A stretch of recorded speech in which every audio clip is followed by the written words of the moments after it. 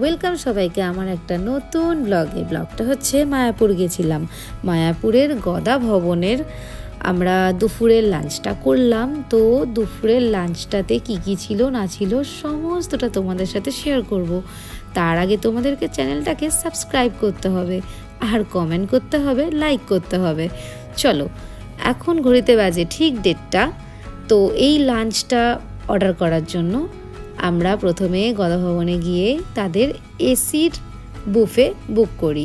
যদিও এটা বুফে ঠিক নয়, কিন্তু আনলিমিটেড ছিল। যাই হোক, এরকম সুন্দর করে কলা পাতাতে বেশ সুন্দর লেবু টেবু দিয়ে সব কিছু দিয়ে সাজিয়ে নিলাম নিজেদের খাবারের প্লেট মানে থালি। আর তারপরেই দেখো এরকম সুন্দর করে জায়গাটাকে এনজয় করলাম। হরে কৃষ্ণ।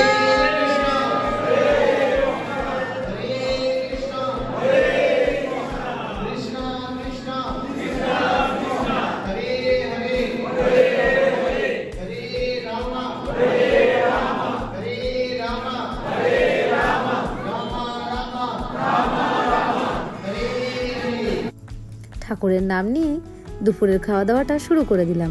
খাবারের থালায় ছিল ভাত, ডাল, একটা সব রকম মিক্স করা সবজি, যাই হোক পনিরের আইটেম, নিরামিষ তো পনির তো থাকবেই। আর তাছাড়া পরিবেশনের ব্যাপারটা ছিল অসাধারণ। দেখতেই পাচ্ছেন, মুখে কিছু বলার দরকার নেই। এরকমভাবে সাজিয়ে গুছিয়ে খেতে কার না ভাল লাগে। আসলে অনেক দিন পর আমি নিজে একটুকু ভাত নষ্ট করিনি, সবটা খেয়ে নেওয়ার চেষ্টা করেছিলাম। আগের বারে একটা অন্য সিস্টেমে খেয়েছিলাম, যেটা ছিল 80 টাকার কুপনে। তো এবারে এত গরম পড়েছে, এসিতে না খেলে খাওয়াটা সত্যিই ভালোভাবে হতো না। আগের বারেও কিন্তু এরকম এত আইটেমই দিয়েছিল। আর এবারে ডিফারেন্সটা হচ্ছে শুধু টেবিল চেয়ারে বসে খাওয়া আর থালাতে করে এরকম রাজকীয়ভাবে পরিবেশন করা। আর হ্যাঁ, এই টিকিটটা করার জন্য কিন্তু অনেকটা সকালেই সরাসরি গদা ভবনে চলে আসতে হবে। আর মেন গেটের সামনের কাউন্টারে যে পাওয়া যায়, সেখানেও হয়তো পেয়ে যেতে পারেন, আমার ঠিক জানা নেই। যাই হোক, ভাজাটা কিন্তু অসাধারণ। ভাজাটা দেখে মনটা আমার ভরে গেছিলো। তারপরেই চলে এলো চাটনি আর আমার পছন্দের পাঁপড়।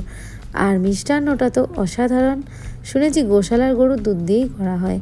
খাওয়া দাওয়া শেষ করে ভালো করে সোপ দিয়ে হাত টাত ধুয়ে চারিদিকটা এরকম ফাঁকা হয়ে গেল।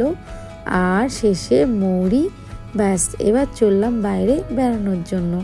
টাটা, সবাই ভালো থাকবেন, সুস্থ থাকবেন। ফিরে আসবো আবার একটা আমার নতুন ব্লগ নিয়ে।